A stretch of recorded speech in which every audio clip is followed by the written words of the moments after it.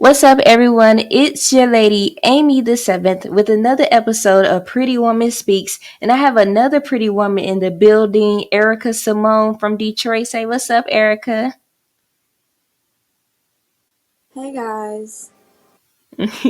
So I'm really glad to have this episode with Erica Simone, especially it's really timely with me meeting her, and then this episode airing this month in September, which is actually Suicide Prevention and Awareness Month. And side note, if you are someone that's struggling with mental issues or you're having a crisis, you can text or call the number 988 anywhere in America to reach a trained crisis counselor. So I just wanted to get that out there. But another person that's also helping people to deal with stress and to promote positive mental health is Erika Simone. She designed a coloring book called Color Me Art, and she's also a published model. She's graced the cover of 8 magazines, and she's also I'm a been top in model where Vogue. I'm So from. shout out to Where you Drake from? because he Detroit. sideswipe models who say they haven't been in Vogue. Bitch, don't tell me that you model if you ain't been in So Vogue. look,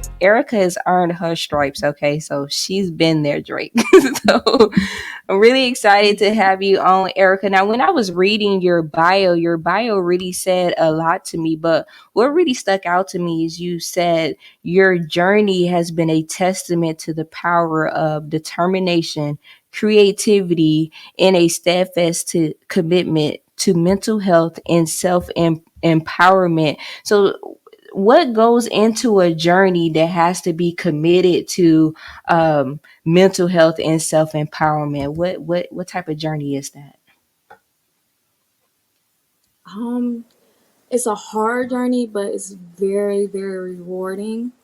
You face a lot of challenges, and I have faced a lot, and it's just the reward comes from seeing where you came from and where you're at. So, like right now, I'm exactly where I want to be as a woman, as a creative, as an artist, just as an individual.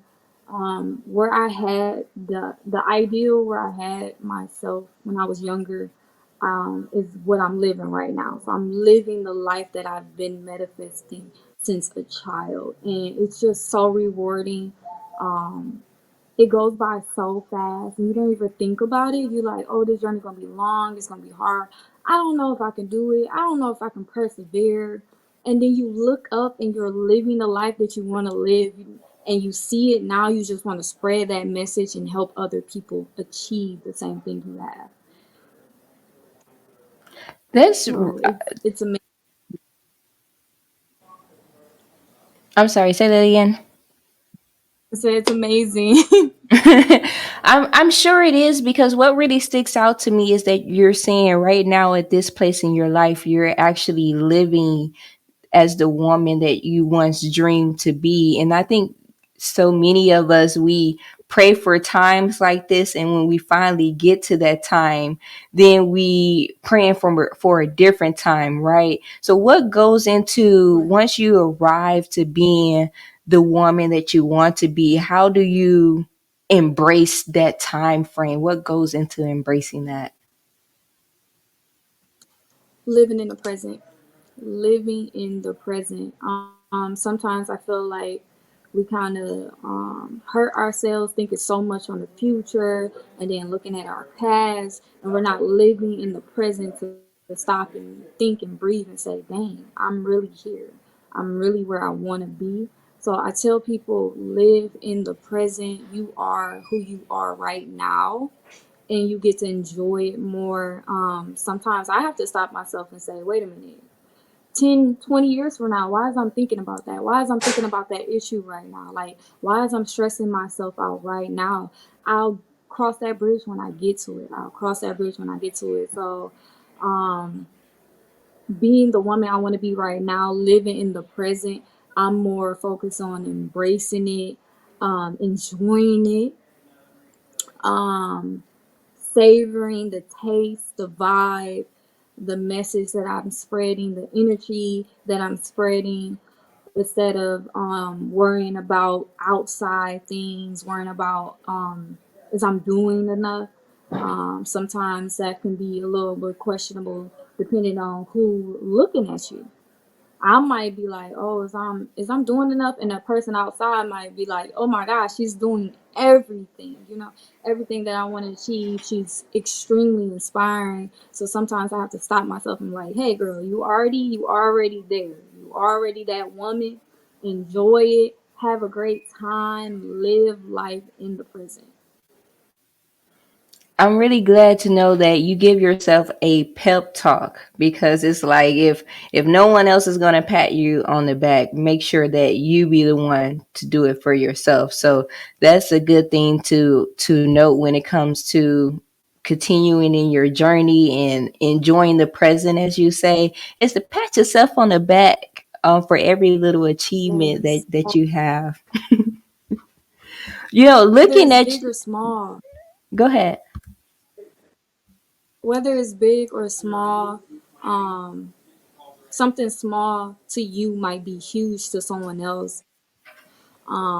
Simple as me like being in the magazine. I've been in the magazine 8 times. So now like I'm used to it. But to somebody who's still trying to achieve that goal is extremely big. So I never downplay my achievements, whether they're big or small. Like Exactly. You have to embrace every achievement that you have, because those little pebbles end up creating a sculpture that you've dedicated your entire life, you might as well say, in creating.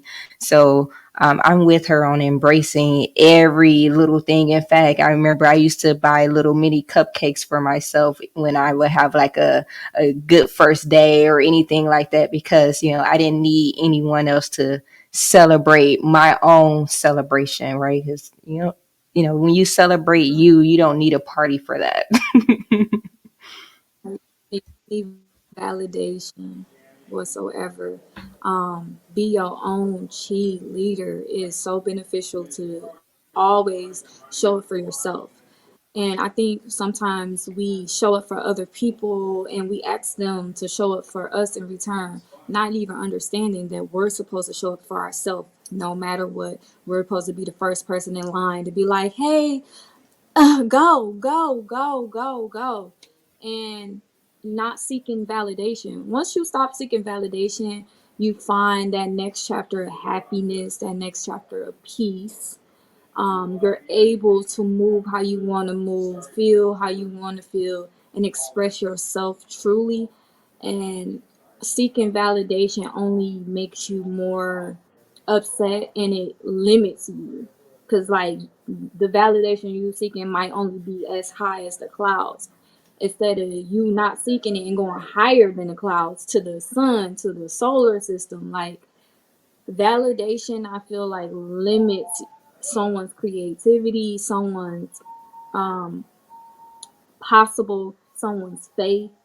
It's just it's a energy sucker. Whew. Especially now that we're in a world where everyone seems to compete for validation, and you can really tell that, especially looking at people that we've seen throughout the years, how their energy, their spirits have changed as they continue to seek validation. In fact, was interesting you bring it up. A girl that I interviewed before you, Renicia Michelle, she brought up that don't miss the mark, like don't miss your authentic self trying to go viral, trying to stay in the trends. And so it's interesting that part of wanting to go viral and to be in those trends is part of having that validation issue, to have fit fulfilled. So I'm really glad that we've touched on that. So if you're out there seeking validation, as Erica said, it is a energy sucker. And to stay young and beautiful as we look, you have Yes, yeah, girl. you have to learn how to protect yourself and your energy, as she mentioned. But really looking at you, I really get like this really calm, feeling from you, and your face is just beautiful. And I would have never guessed, just reading your bio, you talked about that in your childhood you also experienced an accident where you had a burns to your face. Is that right? do, Yes, do yes. you do you It go was ahead, a freak. sorry. Yeah, it was a freak accident. I actually was burned on both sides of my face when I was a child. I was about 10 months when this incident happened, and it's forever on my skin. It's my forever scars, I call it. It definitely was the first hardship that I had to deal with in my life. Yeah, it was the first hardship. And when you say your first hardship, do you remember like your earliest years when you knew that you were different when it came to your face? Actually, I did not know that I was different when it came to my face until I started school Okay. because my family never treated me different. It was like it was normal. Like I was just a kid. It was just normal, nothing much. I knew that I had scars on my face. I knew that I had to take care of my skin. Like I knew that that my skin was sensitive. I just didn't know that it made me extremely different in appearance compared to other people. Once I got to school, that's when I knew like, oh wait a minute, I don't. Everybody don't look at me like normal. Like they look at me like, oh my gosh, she's extremely different. Her look is extremely different. She has these things on her face that no one was aware of. Nobody, like kids can be really cruel, but they they tell you the truth, but they can be really cruel. And that's really when I was like, oh wow, uh, I guess this isn't normal. I guess my face isn't normal. I guess it's not normal to have scars.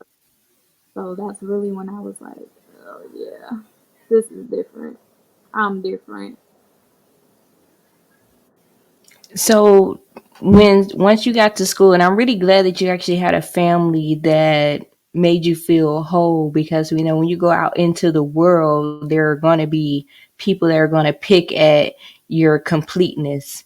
And so it's really good that you had a family that made you feel good about yourself before you encounter others. When when did it come to a point in time where you were able to embrace yourself at school? It didn't matter how others felt. It's, this is me, this is my face, whatever. Or did it ever come? Yeah, I would say my mom, out of all the things that she has done as a parent, I will say that when it came to my face, she never made me feel like I was less than anyone else.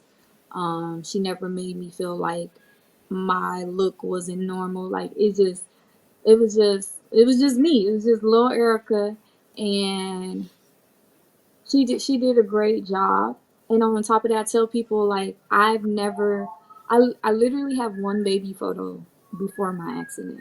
So I never seen my face without them. So when you come into consciousness as a child and start like thinking and having thoughts and recognizing your own reflection, this was my reflection. So it was always normal to me. I never was like, oh my God, I hate that this happened to me. I never was like, oh, I look ugly, because this was my identity from the start. So I never had any clashing thoughts on what I would look like without them. Actually, the thought of them not being there scares me because I feel like I wouldn't recognize myself if they weren't there. Like, I don't know who that woman is. So it's always been a part of my identity. A lot of people always ask me like, where your confidence come from? Where your confidence come from? And I feel like if you always identified as something and no one told you different, and then you get into the world and they start telling you, oh no, it's not like this, you already have your belief set in. I was already strong minded about the way I look. So no one could never pierce that or take that from me. So I think she did a very good job making sure that I always felt like I was normal, a normal little girl. Shout out to mama. Let me just say, shout out to her. Um, Parents out there that are listening, know that your thoughts and beliefs shape what your child thinks about themselves. And so you do a great job of building that armor for your child. It doesn't matter what the world says or speaks on them, they will be able to rise above it because they already have, as she said, that set internal belief about themselves. So that's great to have. So we have this book that you created, a Color Me Art, and it's a coloring book that centers around a 12-day journey. It also features 5 different meditation techniques. She has self-care reminders and affirmations, and I'm really excited because I'm once we get off this, I have to buy my own copy so she can sign it, because I feel like with me, recovering in my accident journey, this would definitely be a cherry on top for me to continue in this positive atmosphere that I'm wanting to maintain in my recovery journey. But Erika, really, I want to talk to you about what was the push behind it. How did you come up with the idea that the world needed to heal through the power of coloring? So I always wanted to do something that involves mental health because I have dealt with mental health all my life. And it wasn't until my brother died. He passed away in March. It wasn't until his passing that it triggered me to do something in his name because he was only 19. And I was like, it's unfair that he didn't even get a chance to live his life, to acquire his dreams and aspirations. And I wanted something powerful. I wanted something that can help others. I wanted something that was true to me and my heart and also true to him. And out of that came Color Me Art. I always been a creative. I always love arts and crafts. I always wanted to be an artist. So I wanted to create something that was truly Erika Simone and truly Anthony Miles, and that really spoke volumes on my morals, my brand, and the way I want to help people and the way I want to leave my mark and leave his mark in the world. And I came up with a coloring book. Came up with a coloring book. I wanted the book not just to focus on coloring, but I wanted to take important practices and involve coloring into it to create that relaxation, that stress-free environment, that flow to just let your creative juices just expire. And I felt like coloring not only kept you being able to create, but the fact that you have to color inside the lines and really think and strategize on what you want the picture to really look like, it kind of played a part with mental health, building and strategizing how you're going to elevate yourself to the next level. So I just kind of feel like it all just tied and connected in a beautiful way. And I made it 12 days because I wanted people to record their process and see how beneficial it actually was to them than just to color a picture and go on. Like I wanted to teach people how to overcome while giving them an extraordinary experience that wasn't expensive, that isn't expensive to do, that isn't overly complicated, that's easily acceptable and adjustable to put in your schedule as well, in your routine. I'll definitely say that it's very well thought out. From a lot of the videos and the reviews that I Thank you. read, I just really heard very beautiful things about the experience in your coloring book. I do want to give you my condolences about the loss of your brother.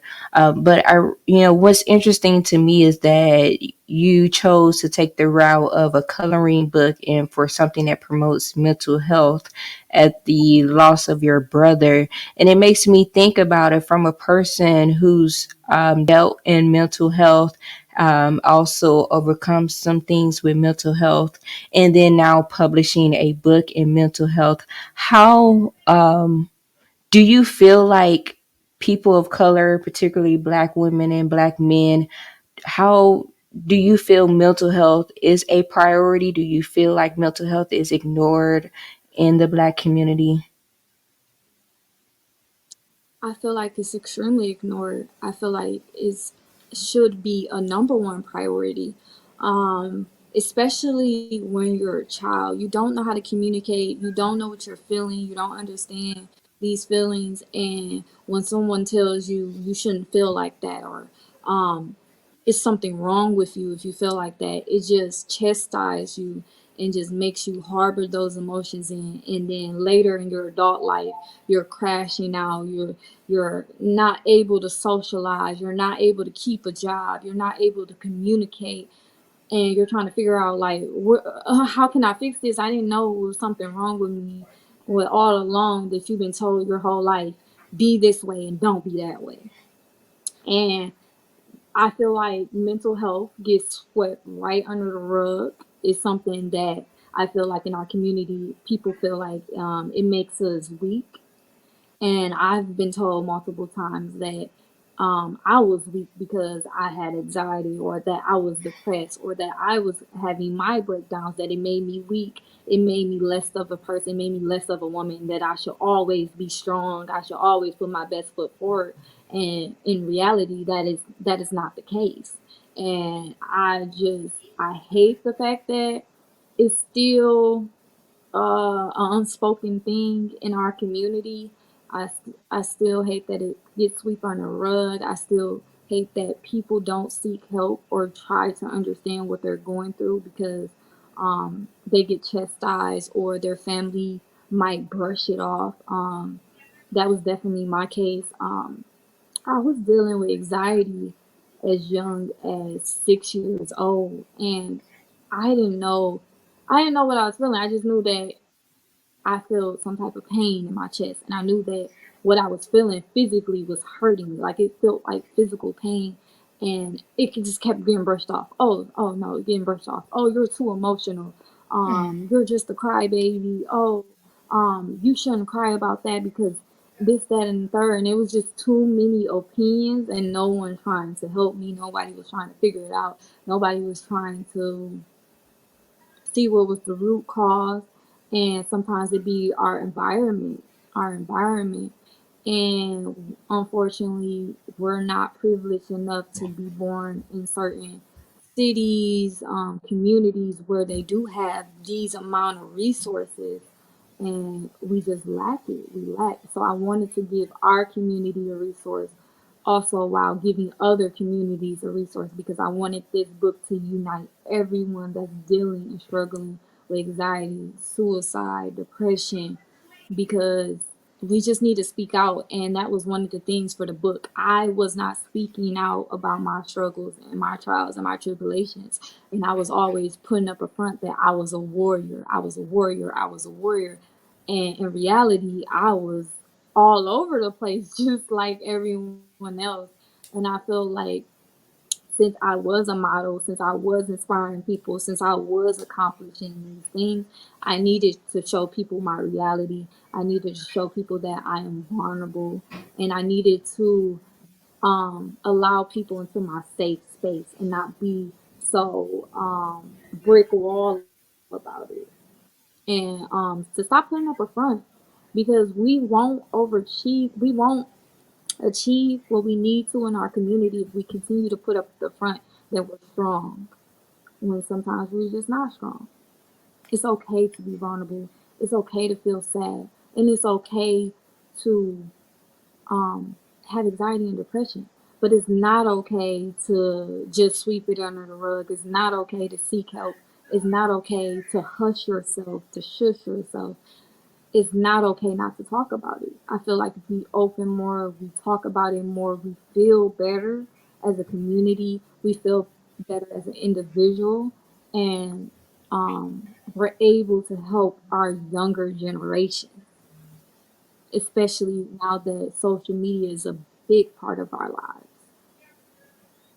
So true. With you saying, it makes me think of when you were talking about to stop fronting. There's one of my favorite old school songs by MC Bree. There is no future in your fronting. There ain't no future in your front.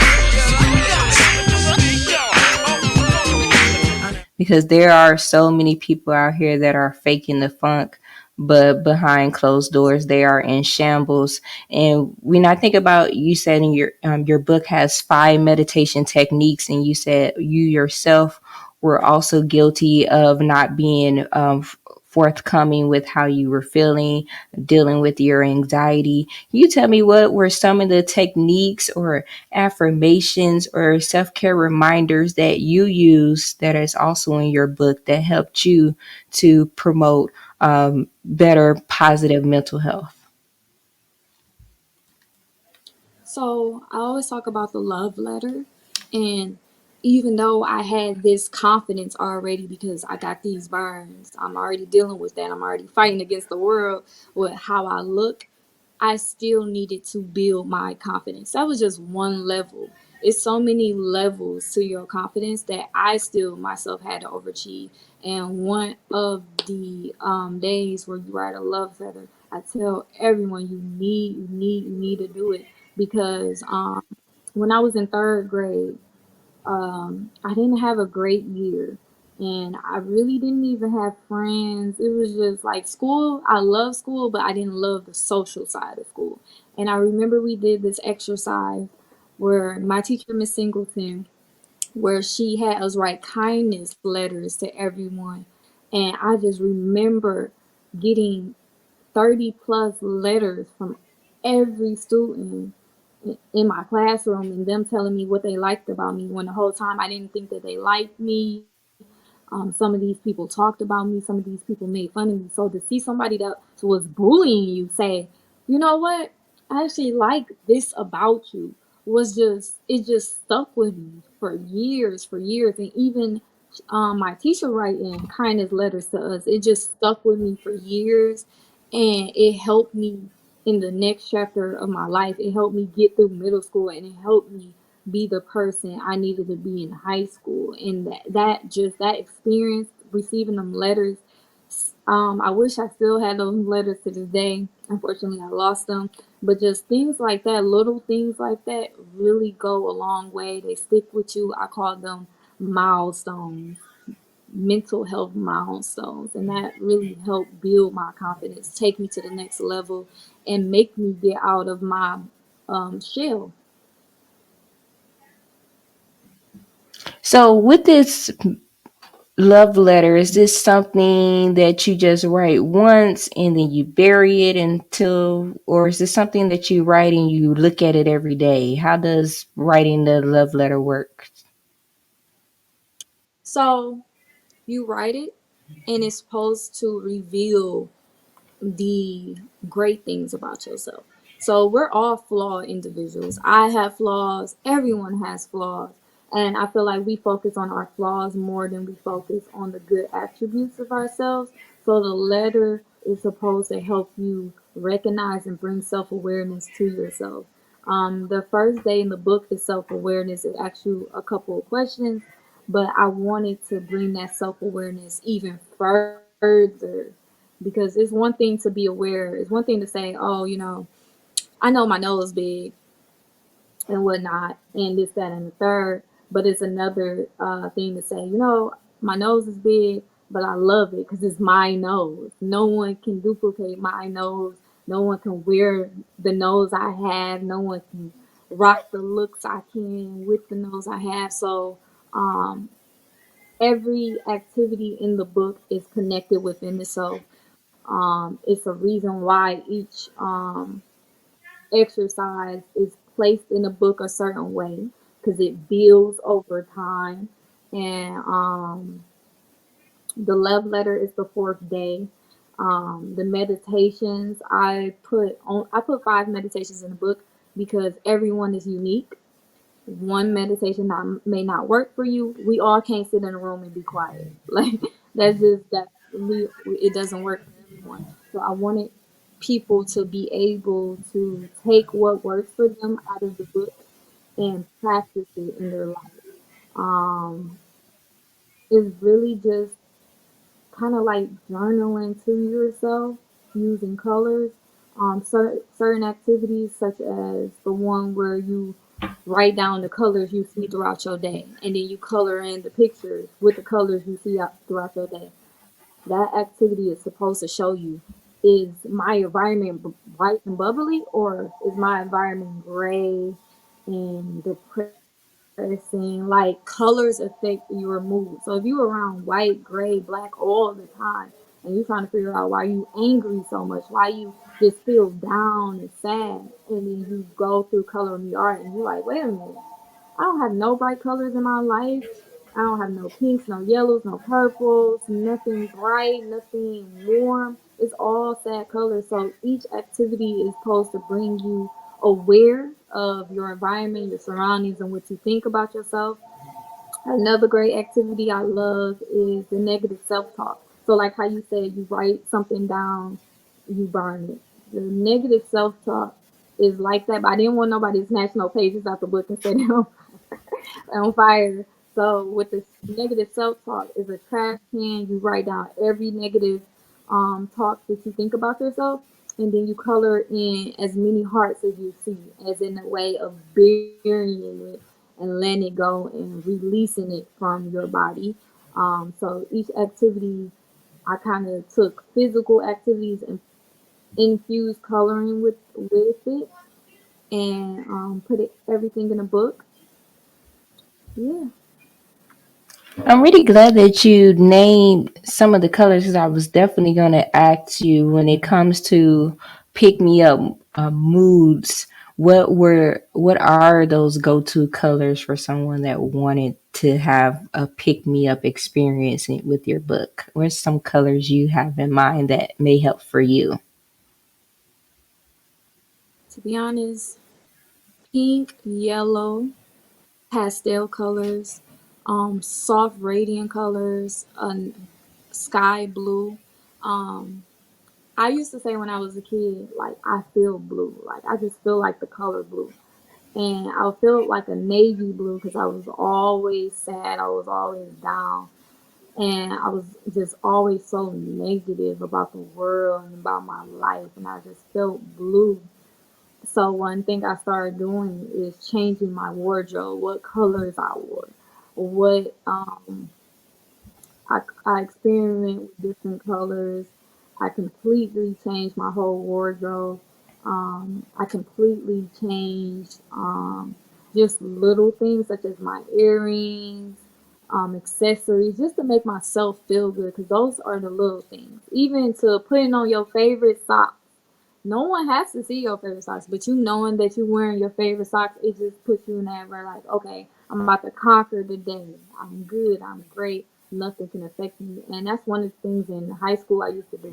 I used to wear, we had uniforms, but I used to wear my favorite blazer. And I knew that day that I was going to have a good day because you couldn't tell me nothing. I had my favorite blazer on. I knew I looked cute.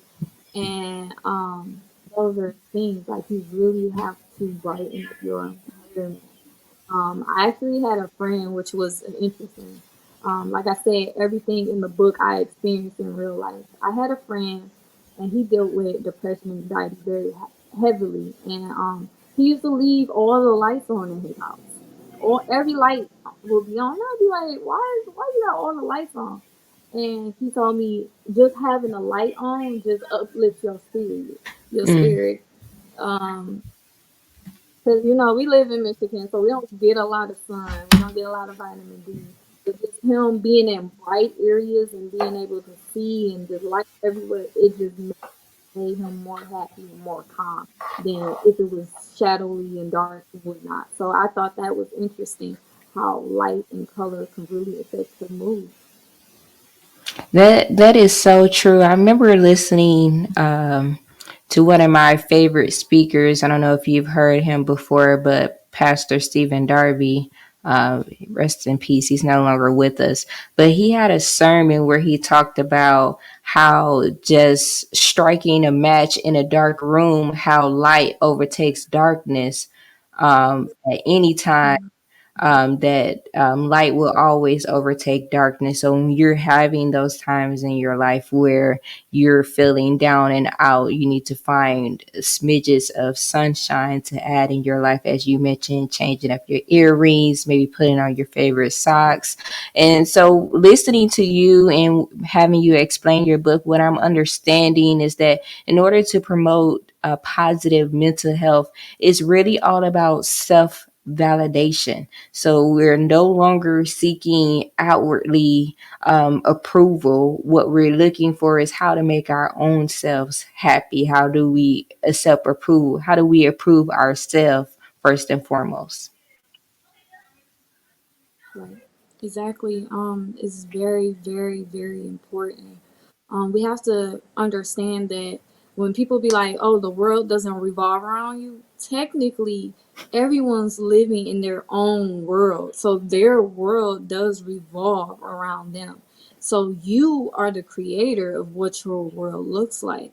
You are the decision maker. You get to say say this belongs here, this gonna be here, this is that. So like we're actually really the creators of our world. Our worlds do revolve around us, and sometimes we point the finger to everyone else. Oh, I blame you, I blame you, I blame you, without taking any self awareness that maybe it's just us. Maybe it's because we're trying to fit into a world that's constantly changing, and we can't adapt that fast. But when you accept yourself as whole, when you accept that, hey, this is the way I am, when you set your terms, your morals, your goals down, and you stay focused without letting anyone into your path, you are able to achieve great things. If I allow people's opinions about me affect my life, I would never been in 8 magazines because people told me it was impossible. People told me it was impossible to be a model. People told me it was impossible to do this. Oh, you can't do that. You're not smart enough to do this. Oh, they'll never do that. You look like this, so you can't do this. If I would have listened to those people, I would not be right now. I wouldn't be here right now having this interview with you. So is extremely important because the possible is possible if you truly believe in yourself. It is it's a science to it for real. It's a real science, and that's one thing I trying to get people to understand. Even with my coloring book, just saying affirmations to yourself, just saying I love me, I am beautiful. Simple things like that take you a long way. And I know that it's going to be a hard road. Healing is not easy. Healing does not take 1 day, it does not take 12 days, it does not take a month. It takes a lifetime. But if you consistently going forward and not being stagnant or not going back, it's going to be worthwhile and your dreams going to come true no matter what. And life is going to give you what you put out there. Okay, Erica Simone here with the gems and the jewels when it comes to healing and power of coloring. I really didn't realize just how much coloring was that impactful until I realized, hey, I really haven't colored since I was a child, and that really took me to a happy place, a safe place in my childhood. And I was like, why did I rush to be grown? And I said, look at me. I was thinking about me the other day. I was like, look at you. You rushed to be grown. Now look at you. You got all the stresses of the world on your shoulder. This is what you wanted. which I do, because as she mentioned, you have the power to create your own reality. And just like you can color within those lines that she has, you can color that picture to any color. You can make it a gray blob, or you can make it fulfilling with color to showcase what it is that you have in your life. Because again, we create our own reality. And that's what's interesting to me about her whole book, even by the name Color Me Art, because coloring yourself, you yourself is an art. You are an artist and you are art. And so how do you color yourself is how the world will reflect and treat you out there in the world. So make sure that how you're coloring yourself is in the way you want to be presented. Definitely, even down to the cover. I did put a lot of thought into this book because I was like, once I put a book out there, it's gonna live and it's gonna outlast me. It's gonna forever be here. So I want to put something that is extremely great and put before I put it out there. And even the cover is an MRI, is a brain scan. You know, when they scan your brain, it pops up as different colors. So it's literally you scanning your brain, your consciousness, and picking the roots and fixing this and repairing this. It's like with SpongeBob, where they asked him what his name and he completely forgot, and it went inside his brain and he was trying to go through all the file cabinets. It's basically you going through the file cabinets, you going back to where everything started. We were all innocent at one point in time before things and outside energies came in and build who we are now. And then it didn't take me until I got into a relationship that I had issues that I was not aware of. Um, I was operating terribly and did not know because I was in an environment where that was okay. I was in an environment where corruption was okay. So I was living corrupted, not even know, thinking I'm normal, thinking like this is the way, this is how we supposed to think. No, no. And it wasn't until I got in a relationship where my partner, where he told me, like, wait a minute, you always thinking negatively. You never think bright about anything. Like, you don't think it's anything wrong with that. And our relationships reflect what we feel about ourselves. And that is a strong, strong thing because we need our relationships to thrive, to survive. We always craving connection. But if you're not having the right circuit within yourself, you will never be able to connect with people how you want to connect. And sometimes we just don't know how to communicate that. Sometimes we just don't know that it's something wrong with us. And that doesn't mean that you're broken. I hate when people say you're broken, you're forever broken. That is not the case. We make mistakes and we fine tune as we go, but you're never broken. One time somebody told me I was broken to unrepaired. And look at me now, like you can repair yourself. It's just a long, long, long journey. And it took me a long, long time to get here. And I'm still fine tuning everything as I go. I am not perfect. I am not completely healed, but I'm to the level where certain things cannot affect me no more because I have built my emotional intelligence to be able to live the life that I wanted to live, to be the woman I wanted to be, to have the opportunities that I wanted, and they are revealing themselves.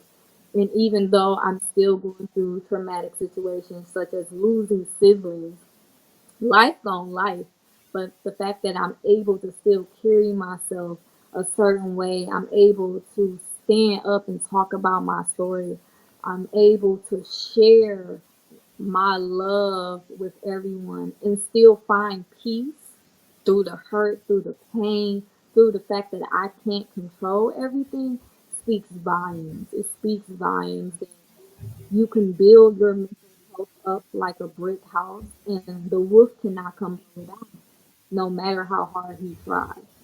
It's just working to get to that part. I want everyone to get to the level of happiness that I am at, because I never thought I would be here. A lot of things was very impossible for me, considering the fact that my background never set me up to achieve or be successful. I was never supposed to be successful. I was supposed to be a statistic, but you don't have to fall in line. You don't have to be a statistic. It is possible for you to be who you want to be. It's just that we need the information. It needs to be explained clearly, and we need to not be ashamed or judged.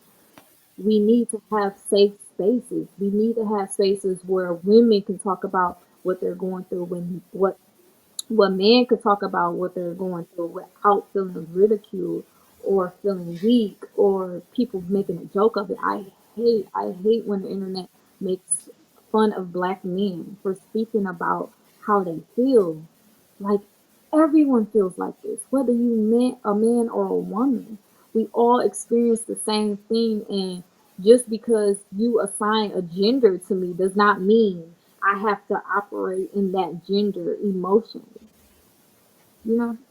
No, that makes a lot of sense. Unfortunately, mental health, especially for Black men, people of color, is typically taken lightly and and is viewed as hilarious for a lot of people. In fact, with the memes that were created.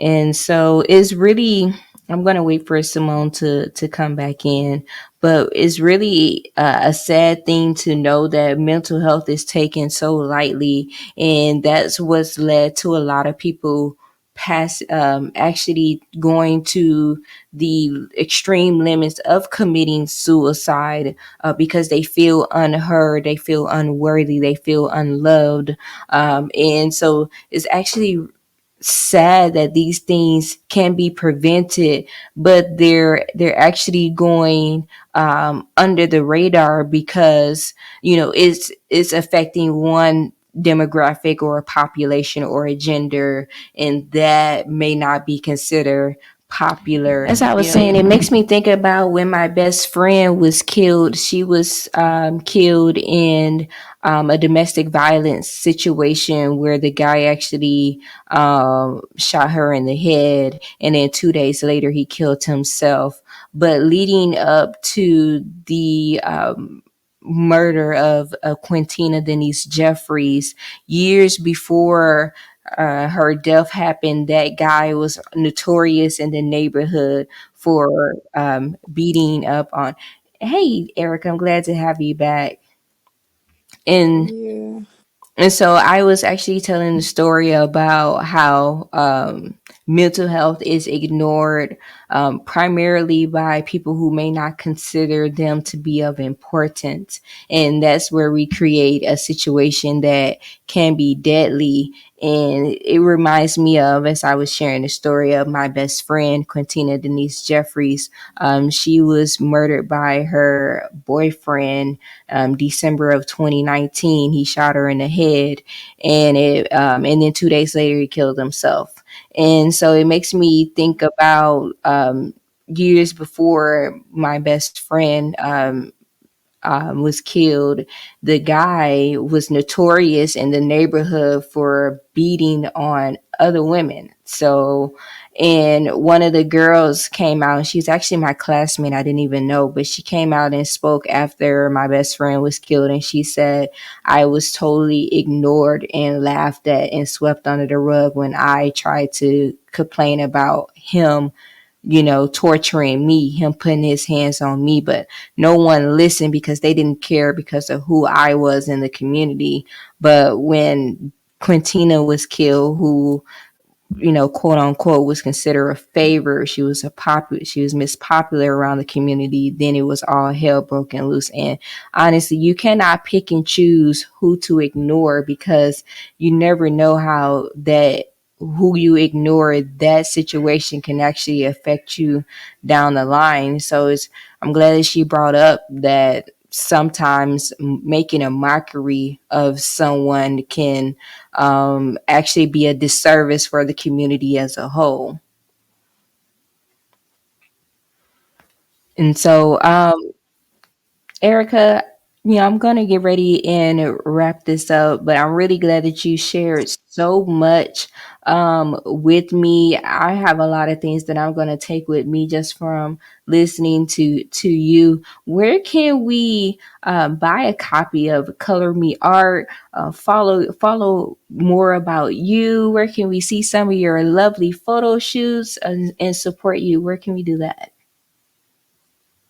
So you can actually purchase Color Me Art on Amazon. You can purchase it on Amazon, Etsy, TikTok shop. I'm currently working right now to try to get it on Walmart website, but for now you can purchase it off of Amazon.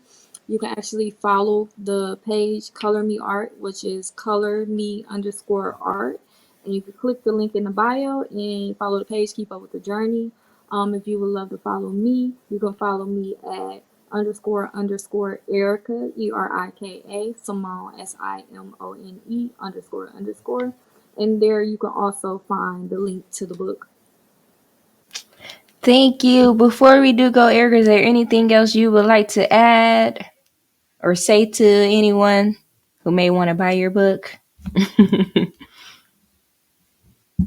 I will say buy the book with the purpose. If you are not ready for change, if you're not willing to take the journey, if you're not willing to be a better version of yourself, do not purchase the book. Purchase it when you are ready. When you are ready to make it to your next level, when you are ready to stop being in that hamster wheel and just over every day, just starting to feel like the same old day. Oh my gosh. When you feel like, oh, I just hate Mondays. Love the fact that you are starting a new week with new opportunities, that something may come your way that you might not even know. Every day is different. I suggest you buy the book. You buy the book to enhance your life. It is a tool at the end of the day, and it's a tool for you to be a better version of yourself. So thank you so much, Erica Simone, for joining Amy the Seventh in another episode of Pretty Woman Speaks. I really appreciate you joining. I had so much gems, and I hope that you learned the healing power of coloring from Miss Erica Simone. You can find this episode and each and every one of them on TayHarborStudios.com/Amy the Seventh. Amy the Seventh airs every Monday at 7 p.m. Eastern on Amazon Music, YouTube, Apple, Spotify, and Google. I appreciate peace and love, everyone.